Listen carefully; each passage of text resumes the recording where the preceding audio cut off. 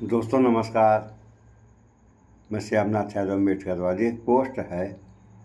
इसका लेख है साक्षी महाराज दो कौड़ी की। अखिलेश यादव टोटी चोर, सम्राट चौधरी सातवीं फेल, मोदी तेलिया, मनवादी केवल ओबीसी नेताओं को ही गालियां क्यों देते हैं। यूजीसी पोस्ट देखें, आप देखिए, देख लिया आप लोगों ने। अभी जो है संसद चल रही है, तो उसमें अखिलेश यादव ने सवाल पूछ दिया, तो उस बारे में ये पोस्ट है। समाचार भी इसका थोड़ा सा सुनाएंगे।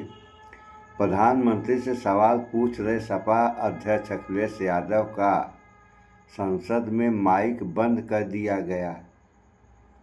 बताइए, अगर कोई सवाल पूछे तो उसका माइक बंद कर दिया जाए। ऐसी संसद चलती है। यही लोकतंत्र और संविधान का पालन किया जा रहा है डिजिटल इंडिया में। ये पोस्ट भी देख लें आप लोग, देखिए ये है। और ऐसे आरोप जो है पहले भी लगे हैं। राहुल गांधी के भी जो है तमाम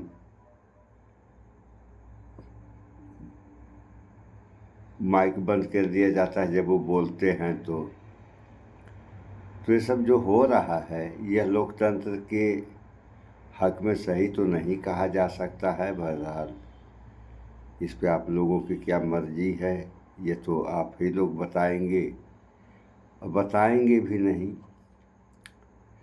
थोड़ा सा आप लोग इस समाचार को सुन लें। इस बिल के अंदर जब तक पिछड़े वर्ग की महिलाएं, जब तक मुसलमान भाइयों की महिलाएं नहीं शामिल की जाएंगी, हम समाजवादी लोग इसका साथ नहीं देंगे।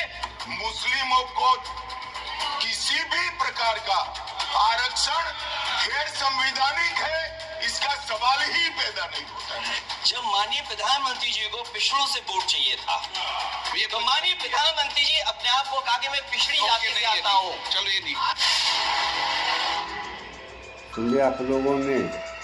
दोस्तों आज तो जब सदन में पिछड़ों का धर्मेंद्र यादव और अखिलेश यादव ने एक साथ मिलकर मोदी पिछड़ों सरकार का के वोट चूल्हे चाहिए था, तब पिछड़ी जाति से थे, और जब चुनाव जीत गए तो क्या पिछड़ी की आगली सारी बातें खत्म। और ऐसा ये पहली बार नहीं हो रहा है, ऐसा तो पहले से हो रहा है। क्योंकि कोई भी काम यह सरकार कहती है और जब पूरा नहीं करती है तो जुमले में बात चली जाती है। तो जुमलों की ही सरकार है।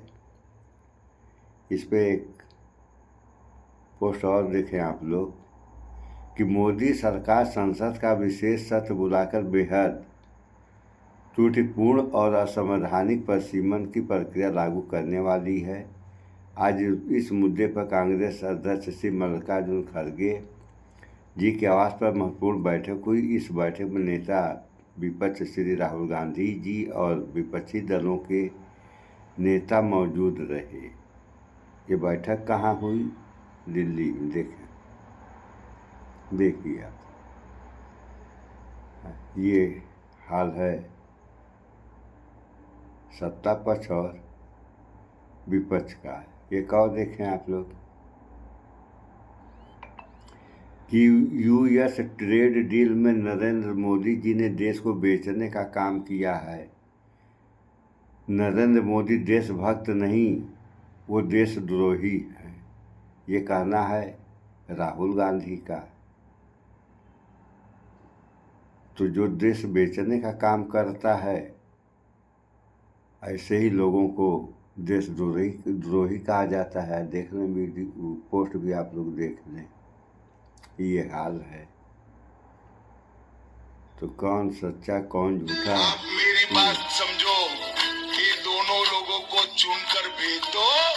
आसाम के हर जिले में एक बहुत बड़ी डेयरी और हर ट्राइब के घर में एक गाय और एक भैंस देने का काम भारतीय जनता पार्टी करेगी। सबर करो। सुनिए आप लोगों ने, एक बार फिर से अगर हेमंत सोरेन ये हाल है कि कभी कहते हैं कांग्रेस सरकार में आई तो गाय भैंस छीन लेगी, और अब कह रहे हैं कि अगर बीजेपी सरकार में आए तो गाय भैंस देगी। ये हाल है देश में चुनावों का कि चुनाव में क्या किया न वादे सरकार कर दे। लेकिन इसमें संसद में गृह मंत्री अमित शाह ने कहा मुसलमानों के बारे में कि इनको किसी भी प्रकार का आरक्षण संविधान में नहीं है। तो इनको कैसे मालूम कि संविधान में नहीं है? संविधान में तो केवल जितने भी हैं सारे लोगों को आरक्षण दिया गया, फॉरवर्डों को छोड़ करके, यानी बड़ी जातियों को छोड़ करके छोटी जातियों में सारे लोगों को आरक्षण दिया गया है। अब ये कह रहे हैं कि मुसलमानों को नहीं दिया गया। क्यों नहीं दिया गया? अगर नहीं दिया गया तो आपको उसका प्रूफ देना चाहिए कि बस मुंह से कह दी ये हो गया। और वैसी जनता भी है यहाँ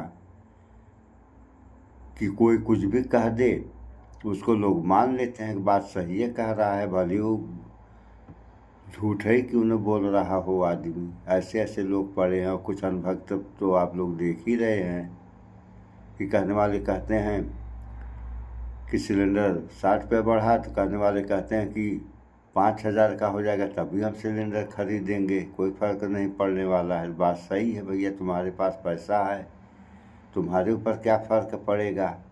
लेकिन जिनके पास पैसा नहीं है उनके बारे में भी तो सोचो। उनके बारे में कौन सोचेगा? इस बारे में आपको सोचना नहीं है अपने अलावा। और जो भी बात आप अपने ऊपर लागू करते हैं आप लोगों के समझ में आता है कि ये बात सारे लोगों के ऊपर लागू हो जाती है। कैसे लागू हो जाएंगी? ये सब है। अभी आप लोग देख ही रहे हैं कि लड़ाई ईरान अमेरिका इजराइल की जो है चली रही है और उसका कितना बुरा प्रभाव पड़ रहा है देश और दुनिया के ऊपर। ये तो आप लोग देख ही रहे हैं। महंगाई चरम सीमा पे जा रही है। तो उधर महंगाई बढ़ रही है और उधर नौकरी की क्या हाल है कि आप लोग देखिए नोएडा में जो है बवाल मचा है। अब इसमें कौन दोषी है? सारा दोष जो है मजदूरों के ऊपर मढ़ दिया जाएगा। सारे दोष जो है सारा दोष मजदूरों का है, जबकि सारा दोष मिल मालिकों का है। अगर जो नियम है मजदूरी की उसको आप लोगों को जो है लागू करना चाहिए। 8 घंटा आदमी ड्यूटी देता है, उसके बाद ओवर टाइम हो जाता है तो 12 घंटा ड्यूटी और तनख्वाह 7000 रुपये। अरे ऐसा हुआ या ऐसा होता रहेगा तो जनता का क्या होगा? इस डिजिटल इंडिया के अमृतकाल में इन सब बातों पर विचार करें आप लोग। सो इस वीडियो में इतना ही। भाईचारा बना कर रहें, स्वच्छता अपनाएं, शुद्ध खाएं, स्वस्थ रहें, शिक्षित बने। जय विज्ञान, जय संविधान। नमस्कार।